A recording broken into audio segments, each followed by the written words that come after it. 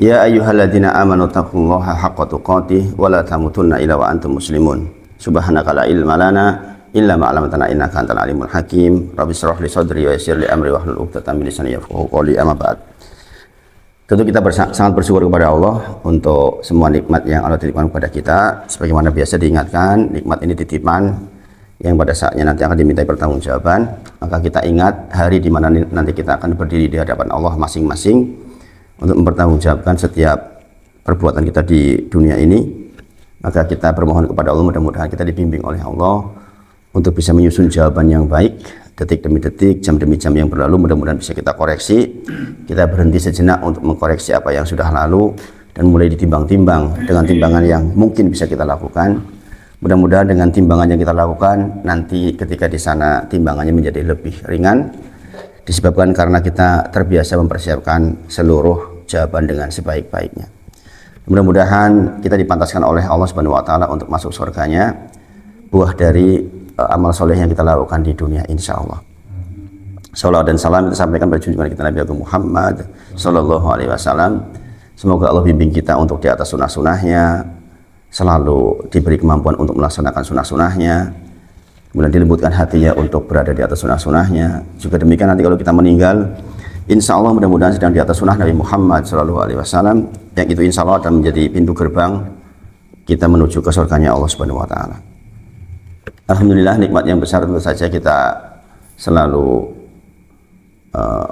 kita rasakan bahwa kesehatan yang kita miliki hari ini, harta yang kita miliki hari ini, kemampuan kita melihat yang kita miliki hari ini, itu betul-betul sesuatu yang seharusnya kita syukuri, karena itu adalah sifat dari salah satu sifat dari nikmat yang mujadadidah, atau istilahnya apa? Nikmat yang selalu diperbaharui oleh Allah. Jadi jikalau kemarin jari-jari kita sehat, sekarang sehat, maka sesungguhnya kesehatan kita diperbaharui terus oleh Allah. Kita tidur, kita bangun, berarti kita dikasih pembaharuan kehidupan setelah dimatikan oleh Allah Subhanahu wa taala. Kita berdoa, alhamdulillahilladzi ahyana ba'dama amatana wa ilaihi nusur. Segala puji bagi Allah yang telah menghidupkan kami setelah kematian. Kita baru saja mengalami kematian yang sementara, yaitu tidur, kemudian Allah bangunkan, berarti ini pembaharuan kehidupan kita lagi. Maka kita sangat bersyukur. Seluruh nikmat yang sifatnya pembaharuan seperti ini seringkali orang lupakan, seolah itu menjadi kewajiban Allah, bahwa mata bisa melihat kita hari ini adalah diperbaharui terus oleh Allah. Kalau Allah mau sebenarnya nggak dikembalikan penglihatan kita, tapi karena Allah berkehendak, maka kita diberi pembaharuan untuk terus menikmati nikmat dari Allah Subhanahu wa taala. Yang demikian ini seharusnya mengantarkan kita menjadi orang yang selalu bersyukur kepada Allah. Sayangnya yang bersyukur sedikit. Wa qalilu min ibadiyas syakur, kata Allah. Sesungguhnya di antara hambaku yang bersyukur itu sangat sedikit. Quran surah Saba ayat ke-13. Maka alhamdulillah kita diberi nikmat berupa hidayah taufik, dimampukan oleh Allah untuk duduk seperti ini. Masya Allah, semoga Allah sayangi, semoga Allah berkahi. Terlebih Mas Awal ini berapa kali ini dalam seminggu ikut saya, Mas Awal. Masya Allah. Malam Selasa di Al-Ma'arij, tadi malam di Aroyan, jauh loh Aroyan. Ya, Masya Allah, tapi beliau selalu ikut. Pak Rintok itu 6 kali, Mas Awal. Pak Rintok itu seminggu ikut saya 6 kali itu. Beliau pensiunan DPU dan beliau sangat rajin ngaji. Termasuk di Aroyan juga beliau selalu berangkat, Masya Allah. Padahal jauh banget. Ada orang diberi taufik seperti itu, malam Selasa di Al-Ma'arij ikut, Rabu pagi di Gunung Sempu ikut. Mas Dini kemarin berangkat, Mas Dini.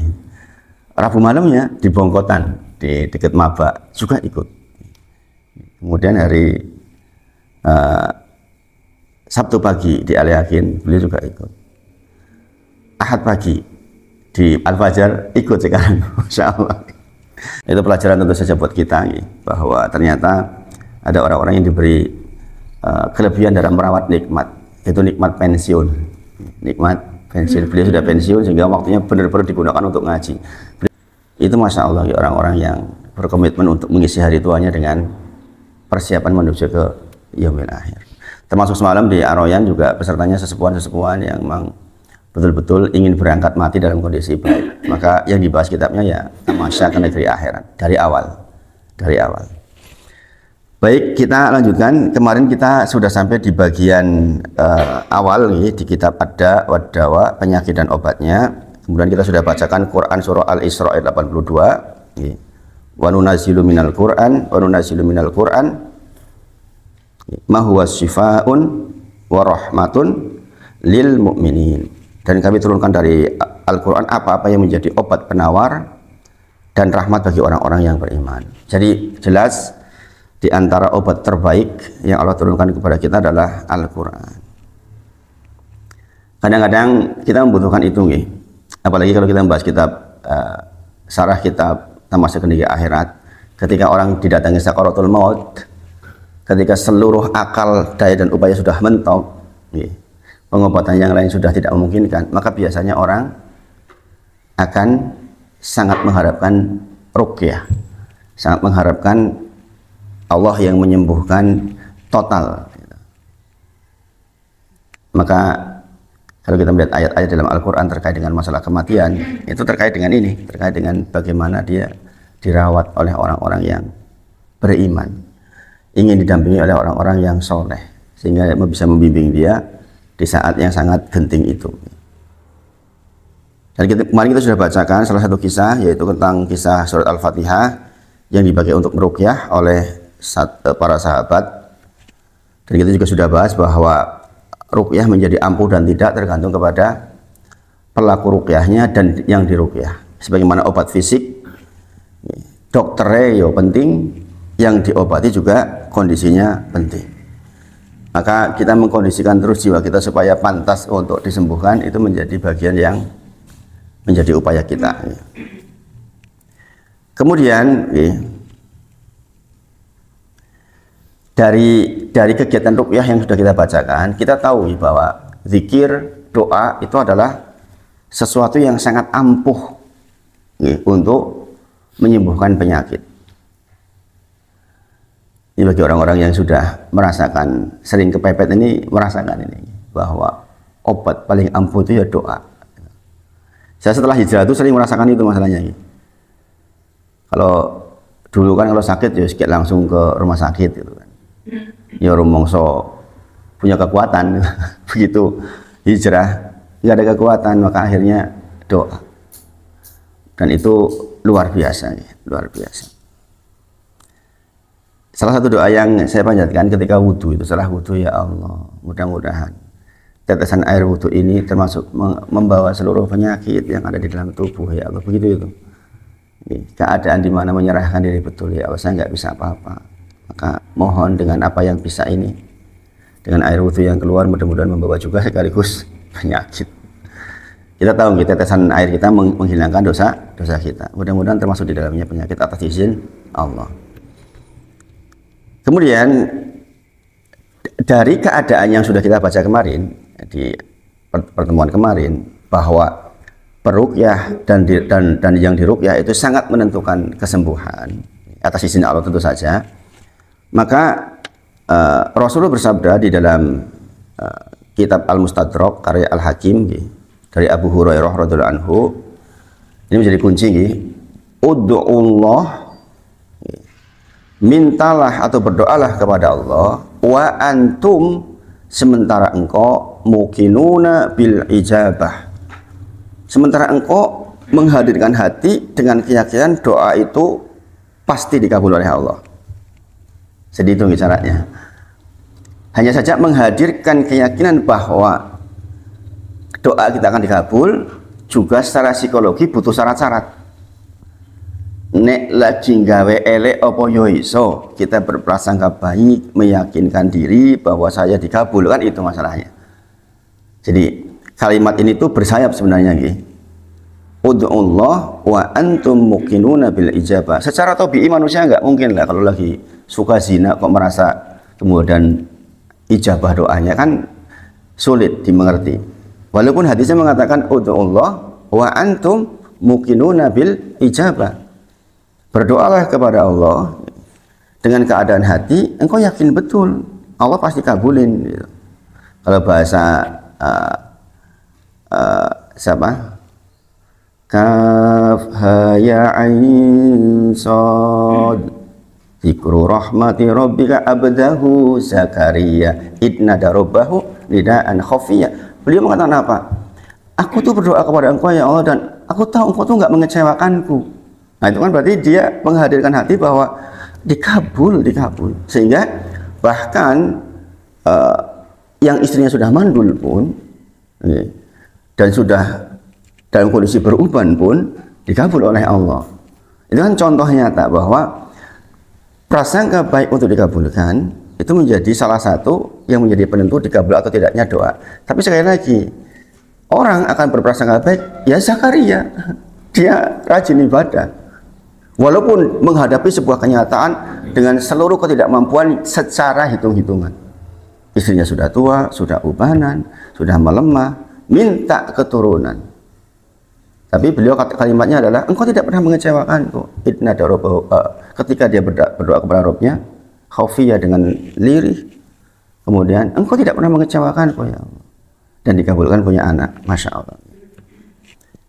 Wa'lamu, ketahuilah kata Rasulullah, annallaha, sesungguhnya Allah itu la yaqbalu, tidak akan menerima du'aan min qalbi ghafilin lah.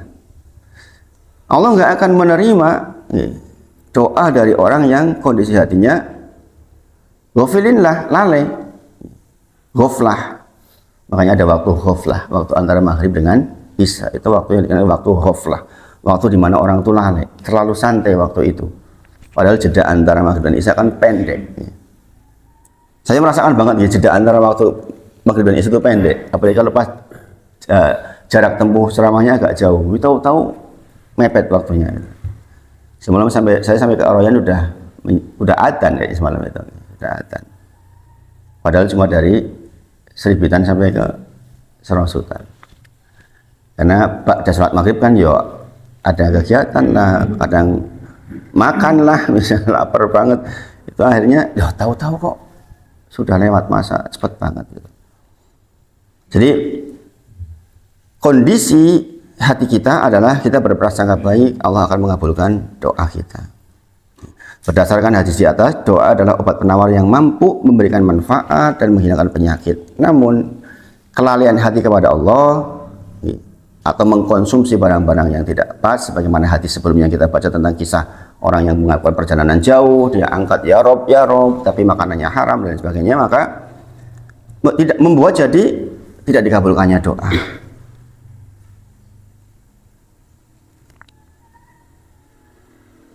Nah, dulu kita sudah pernah pelajari di dalam kitab hadis Arba'in terkait dengan hadis yang menjadi penguat apa yang barusan kita sebut, bahwa kita berdoa kepada Allah dengan hati berprasangka baik.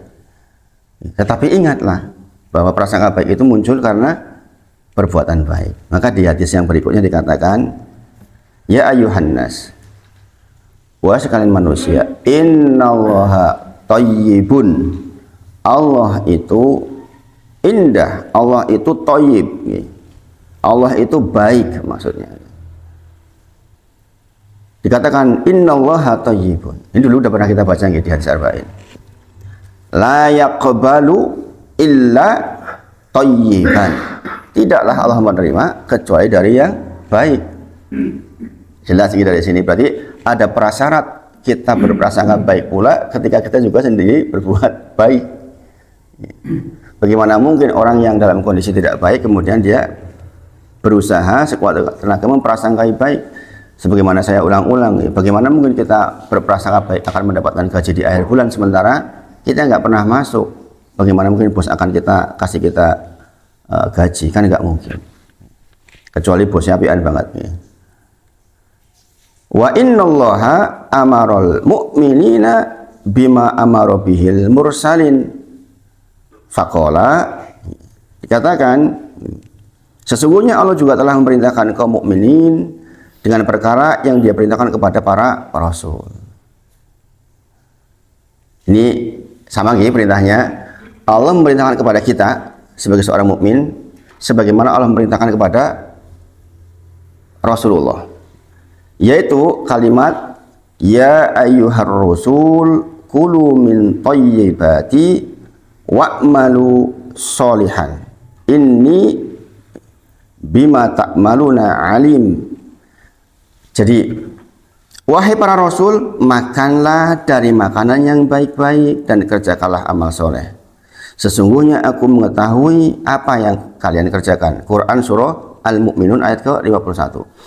Jadi, Rasul diperintahkan untuk memakan makanan yang baik-baik.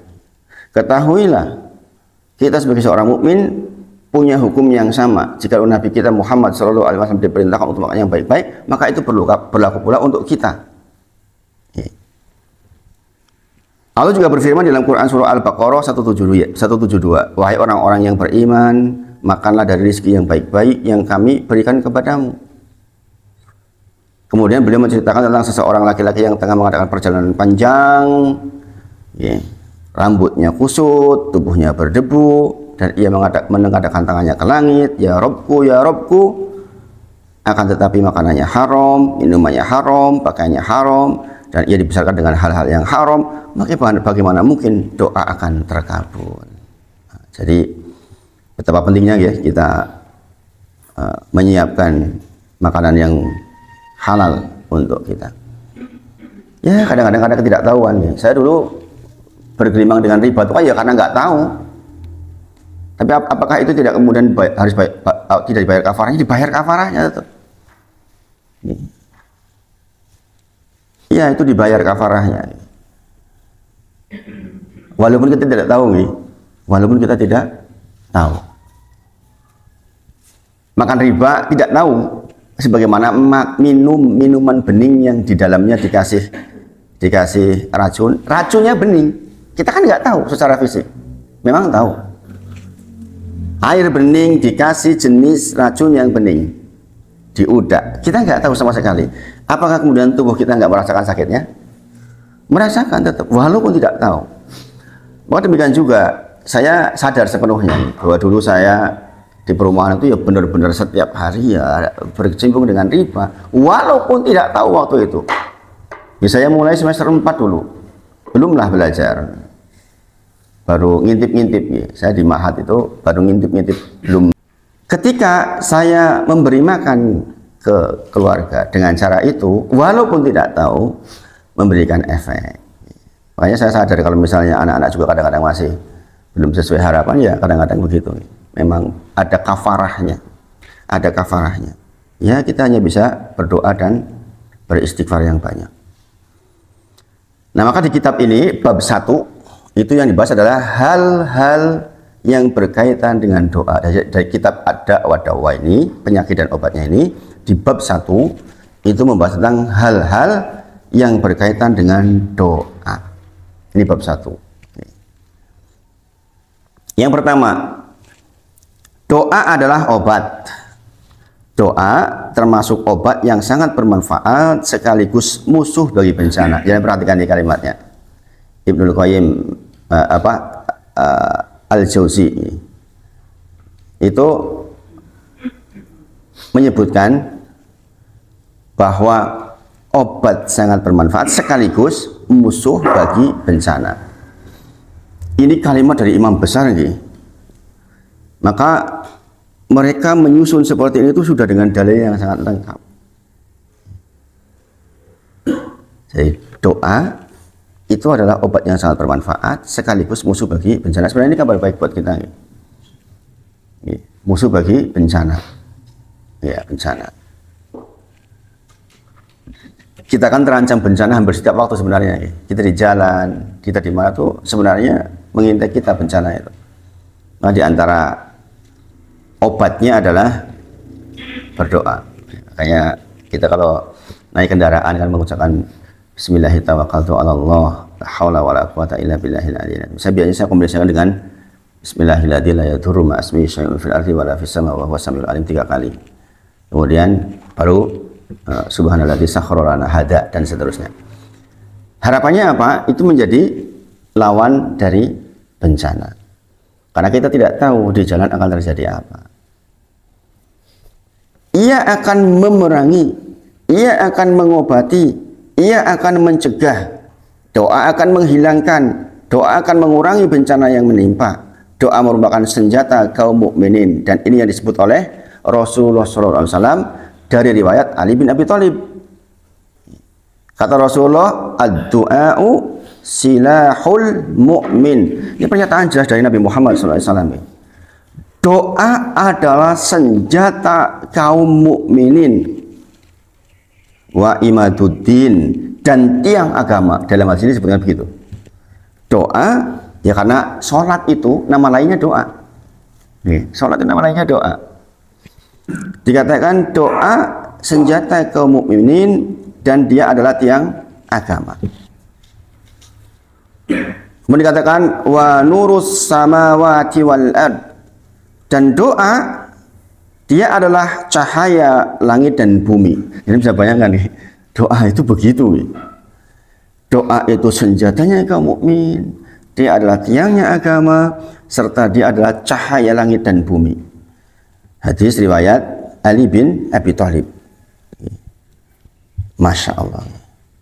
Jadi sekali lagi, doa itu memerangi, mengobati, mencegah, menghilangkan, atau mengurangi bencana yang menimpa. Mungkin ada yang dengan doa terkurangi, kudunen itu bencana 10 tadi mung 5. Harusnya mati cuma patah kaki misalnya. Itu mengurangi di antara fungsi doa. Ketika bersanding dengan musibah, ada musibah dihadapkan dengan doa, maka doa mempunyai 3 kondisi. Yang pertama, doa lebih kuat dari musibah, maka dari itu doa mampu mencegah terjadinya musibah. Coba kita perhatikan. Berarti kalau begitu kita hari-hari berdoa terus ya, berdoa terus berarti di dalam setiap aktivitas. Maka dzikir itu bagian dari doa, istighfar itu bagian dari doa. Di antara doa terbaik adalah istighfar. Kata Allah di dalam Quran surah Nuh ayat 10, Nabi Nuh mengatakan, faqultu astaghfiru rabbakum innahu kana ghaffara yursilis samaa'a 'alaikum midrara. Jelas gitu, bahwa dikatakan kepada seluruh kaumnya Nuh alaihissalam, faqultu astaghfiru rabbakum, mintalah ampun kepada Rabb kalian, innahu kana ghaffara, Rabb kalian itu Maha Pengampun. Jikalau kau minta kepada Allah, yursilis samaa'a 'alaikum midrara, Allah akan datangkan kepada kalian hujan yang lebat dengan 2 keadaan. Lebatnya bisa untuk berkah, atau lebatnya bisa jadi untuk bencana. Coba, doa lebih kuat daripada musibah, maka doa mampu mencegah terjadinya musibah. Seandainya waktu itu, seandainya kaumnya Nuh mau banyak beristighfar, niscaya doanya dia mencegah terjadinya bencana yang kita kenal hari ini, yaitu banjir yang sedemikian dahsyat. Sudah diingatkan kan, faqultu astaghfiru rabbakum innahu kana ghaffara. Kemudian yang kedua, doa lebih lemah daripada musibah, maka akibatnya doa terkalahkan sehingga musibah pun menimpa seseorang. Yang terjadi akan tetapi doa bisa meringankan musibah tersebut meskipun hanya sedikit. Jadi kalaulah pun terjadi doa kita lemah, maka setidaknya itu meringankan keadaan yang seharusnya, waalaikumsalam warahmatullahi wabarakatuh, bisa jadi sangat berat. Itu tadi, maka nggak mungkin doa itu nggak bermanfaat, pasti bermanfaat, pasti bermanfaat. Yang ketiga, satu sama lain saling menyerang dan saling menghilangkan karena kekuatannya sama, gantian. Saling menyerang, saling menghilangkan, gantian. Dari sini kita tahu sebagaimana pedang yang kita pegang sebagai senjata harus tajam, kemudian siapa yang dilawan, itu menentukan sekali keberhasilan prosesnya. Maka doa itu seperti itu. Jadi kalau doa berhadapan dengan bencana, maka akan ada 3 keadaan ini. Keadaan di mana doanya lebih kuat, maka pasti dia akan mencegah bencana. Ada doanya lebih lemah, maka dia meringankan bencana. Doa dan musibah sama-sama ini, maka saling meniadakan, gantian. Gitu. Dan itulah kondisi kita sehari-hari. Kadang naik iman, kadang lemah. Karena sebuah keadaan, kadang-kadang kita yakin, ini bener nggak sih Allah mau tolong saya apa enggak? Ya kan? rasanya kok nek dihitung-hitung kok abot banget. Mungkin kalau tolong saya. Maka doa kita seharusnya lebih kuat. Al-Hakim meriwayatkan dalam sahihnya dari Aisyah radhiyallahu anha, ia mengatakan bahwa Rasulullah bersabda, ini penting Bapak Ibu ya.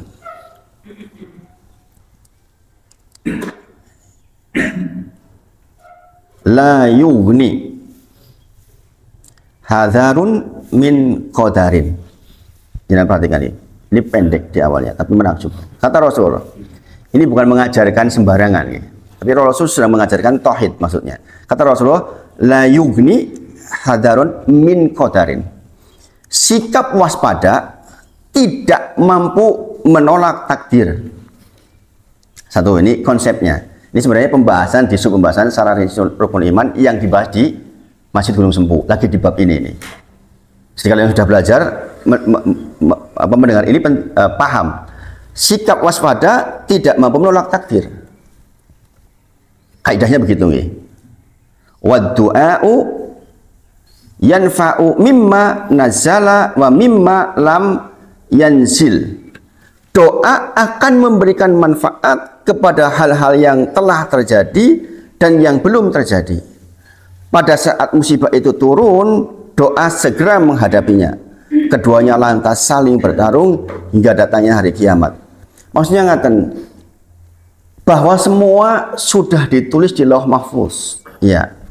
4 tahap memahami takdir. Ini pembagian pembahasan syarah rukun iman, syarah rinci rukun iman dari pembahasan rukun iman kita yang ke-6. Antuk minabil qadari khairihi wa syarih. Ini yang dibahas di Masjid Gunung Sempu. Sudah sampai halaman 72 Pak ya kemarin. Bahwa proses memahami takdir yang pertama, Allah tuh mengilmui. Allah mengilmui seluruhnya, apa yang belum terjadi, apa yang sedang terjadi, apa yang akan terjadi, apa yang tidak terjadi. Apa yang tidak terjadi, kalau terjadi Allah tahu bagaimananya. Sehingga seluruh kejadian sudah di bawah catatan Allah. Rufi'atil qalam wa jafatis suhuf. Kata Allah, kolam telah diangkat, lembaran-lembaran telah kering. Maka di sini katakan waspada itu tidak akan mencegah takdir. Walaupun kita waspada, ketika takdir sudah mengatakan itu terjadi, maka terjadilah. Nah, itu nanti proses pencatatan. Proses pencatatan, mencatat. Nah, mencatat takdir itu ada di 3 wilayah. Takdir yang di Lauh Mahfuz, kemudian takdir sanawi, dan takdir harian. Yang bisa berubah yang mana? Yang nomor 2, 3 tadi loh. Kalau yang di Lauh Mahfuz itu nggak bisa berubah. Kemudian ada kata katanya doa bisa merubah takdir. Maksudnya takdir sanawi, takdir yang diberitahukan kepada malaikat per setiap malam qadar datang. Dan malaikat tidak tahu masa depan. Sehingga kadang-kadang malaikat disuruh merubah catatannya oleh Allah Subhanahu wa taala. Tetapi perubahan catatan itu sudah ditulis di Lauh Mahfuz maksudnya. Pahami bahwa kita akan berangkat sholat subuh. Misalnya gini, oh, kayak rajin banget dongo. Yus lah, orang sido ciloko. Malaikat tahunya mau celaka malaikat. Tetapi bahwa orang ini akan rajin berdoa sudah ditulis di Lauh Mahfuz. Paham nih? Nah, ini memang harus disub pembahasan tersendiri. Antuk minabil qadari khairihi wa syarih. Disebutkan juga dalam kitab yang sama dari Ibnu Umar radhiyallahu anhu bahwanya Nabi bersabda, ad-du'a yanfa'u mimma nazala wa mimma lam yanzil. Fa'alaikum ibadallahi bid-du'a. Doa akan memberikan manfaat terhadap apa yang telah terjadi maupun yang belum terjadi. Jadi doa itu bermanfaat untuk yang bahkan yang sudah terjadi dan yang akan terjadi. Maka hendaklah kalian berdoa, wahai hamba-hamba Allah. Perintah dari Allah, kita suruh berdoa. Ud'uni astajib lakum. Jadi pokoknya berdoa. Makanya diletakkan di bab 1. Karena ini bagian yang paling penting. Orang itu dibeli bekal masing-masing Bapak Ibu semuanya. Ada yang dibekali cerdas, ada yang enggak. Tapi kalau soal doa kan semua orang bisa melakukan. Ada yang dibekali kaya, ada yang miskin. Tapi kan mereka semua punya hak untuk berdoa kepada Allah. Ya enggak? Maka berdoa saja pasti bermanfaat terhadap apa yang sudah terjadi dan apa yang akan terjadi.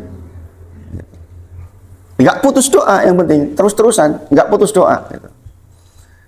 Masih dalam kitab yang sama, yaitu dari Sauban, bahwasanya Nabi bersabda, tidak ada yang dapat menolak takdir, la yaruddu al-qadaro illa doa. Nah ini tadi saya katakan, kecuali doa. Tidak ada pula yang dapat menambah usia kecuali kebajikan. Kita sering mengenalnya dengan istilah silaturahim misalnya. Jadi seluruh kebajikan secara asal menambah usia. Tentang menambah usia maksudnya bagaimana, ini pembahasan tersendiri, ini panjang banget. Itu di Gunung Sempuh dibahasnya. Sesungguhnya seseorang itu benar-benar akan terhalang dari rezekinya karena dosa yang ia kerjakan. Sebaliknya, dia akan terbuka rezekinya karena kebaikan-kebaikan yang dia lakukan. Jadi selalu begitu rumusnya, selalu begitu rumusnya. Kemudian yang B, bagian B tadi, bagian A yang kita bacakan. Jadi bab 1 bagian B, terus menerus di dalam doa, judulnya. Sikap terus menerus berdoa termasuk obat penawar yang sangat ampuh dan bermanfaat untuk semua keadaan kita. Jadi, Ibnu Majah dalam sunanya, Mas, langsung saya minum, Mas.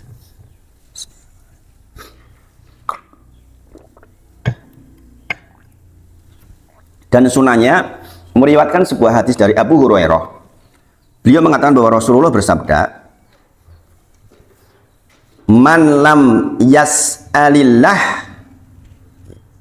yaghdab alaihi." Barang siapa yang tidak meminta kepada Allah, niscaya Allah akan murka kepadanya. Ini di pembahasan kitab tauhid juga dibahas ini. Hadis ini. Barang siapa yang tidak meminta kepada Allah, Allah marah kepadanya. Jadi berkebalikan logikanya. Kalau manusia dimintai terus-menerus marah, baik pertama, yang kedua, banyak terus-terusan. Orang kadang-kadang punya batasan, Allah aku ini malas dan lain sebagainya. Tapi tidak dengan Allah. Allah justru marah kalau nggak dimintai. Coba, inilah yang dikatakan bahwa Allah itu berbeda dengan makhluk. Allah itu berbeda dengan makhluk. Makhluk dimintai terus-menerus bisa marah. Allah kalau nggak dimintai justru marah. Disebutkan pula di dalam Sahih Al-Hakim dari Anas radhiyallahu anhu bahwasanya Rasulullah bersabda, la ta'jazu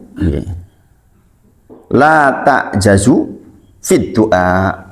Kata Rasulullah, janganlah kalian lemah dalam berdoa. Fa innahu, sesungguhnya doa itu layah liku ma'ad du'ai ahadun.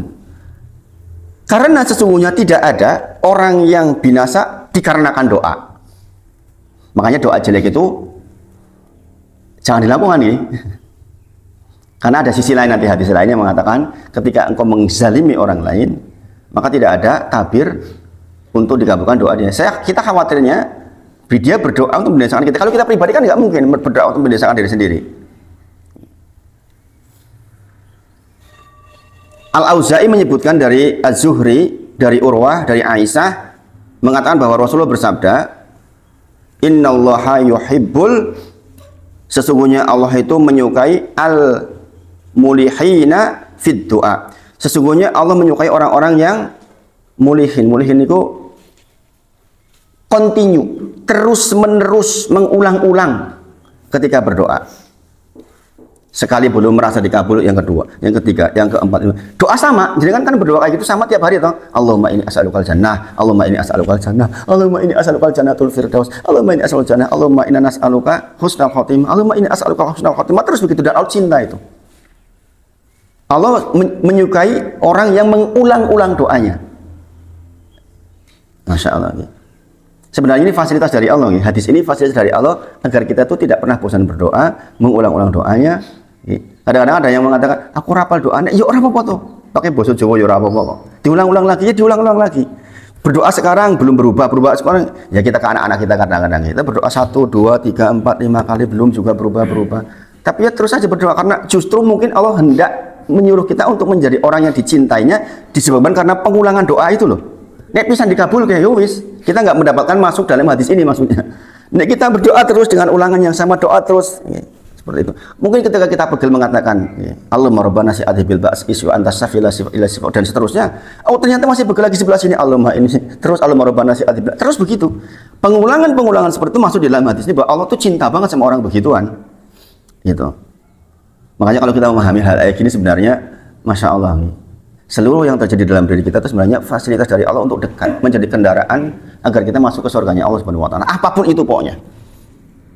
Apapun itu, dan demi Allah saya merasakan keduanya, saya merasakan longgar, saya merasakan sempit. Sempit pun sebenarnya cara Allah untuk membuat saya ke surga. Longgar pun demikian.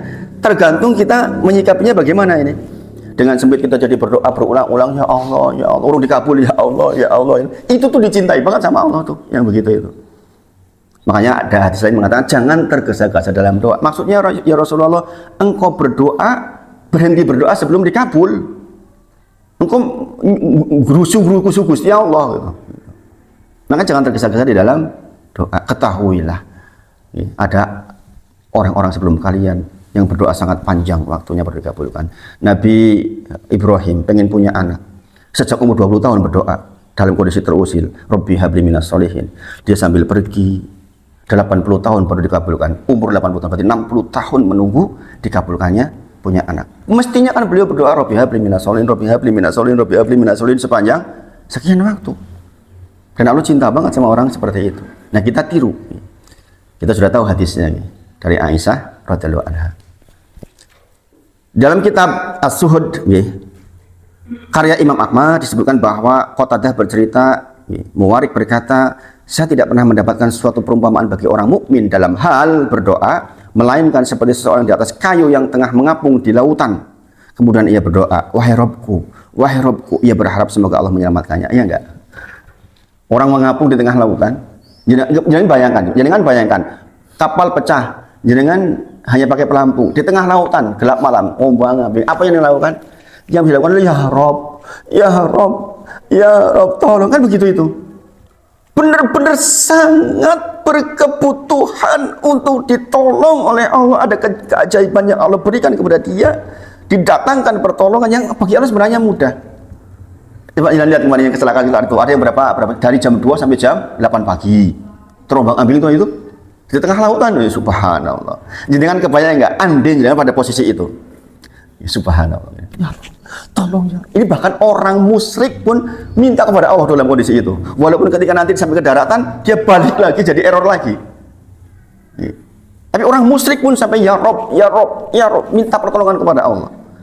Bedanya kalau orang mukmin kemudian bersyukur setelah sampai daratan, orang musyrik balik gendeng meneh gitu, balik meneh. Itu. Ya, ayatnya mengatakan begitu nggih. Jadi ini perumpamaan orang yang berdoa supaya dikabul oleh Allah seperti itu. Keadaan di mana sangat membutuhkan. Bisa saja atau dengan disamber dari bawah, ya kan, oleh ikan paus misalnya, ya kan, rampung itu, selesai. Betul-betul dengan bersandar kepada Allah Subhanahu wa taala. Maka di antara perumpamaan terbaik ketika orang berdoa adalah ketika dia terapung di atas kayu di tengah lautan, dia ya Rob, mesti pengen banget ditolong itu. Iya kan? Nah ini bab yang pertama di bagian B. Nanti yang C, tergesa-gesa di dalam mengharap terkabulnya doa, ini satu yang keliru. Ya. Doa masing-masing kalian akan dikabulkan selama ia tidak tergesa-gesa, yaitu dengan berkata, saya sudah berdoa, tapi kok belum dikabulkan ya? Nah, itu namanya tergesa-gesa di dalam doa. Insya Allah nanti kita bahas di pertemuan berikutnya. Ini kebetulan Abdul punya tugas. Ya Alhamdulillah, ya, Abdul dikasih kemampuan baca baik, maka di SMP 3 dipasrai setiap pagi untuk tadarus di ruang TU untuk diperdengarkan ke seluruh siswa. Masya Allah, itu juga rezeki, Jadi di tengah-tengah kondisi yang susah, anak dipasrai seperti itu kan orang tuanya juga ikut senang karena dapat pahala, insya Allah. Mudah-mudahan kita semua disayangi oleh Allah Subhanahu wa taala, dan mudah-mudahan apa yang menimpa kita dalam kondisi bentuk bencana diangkat oleh Allah Subhanahu wa taala, sakit kita diangkat oleh Allah Subhanahu wa taala, dan mudah-mudahan anak kita menjadi anak yang soleh dan solihah. Kemudian kita dimudahkan di dalam seluruh urusan insya Allah. Kita tutup dengan kafaratul majelis. Subhanakallahumma wa bihamdika asyhadu alla ilaha illa anta astaghfiruka wa atubu ilaik. Wa akhiru da'wana alhamdulillahirabbil alamin. Assalamualaikum warahmatullahi wabarakatuh.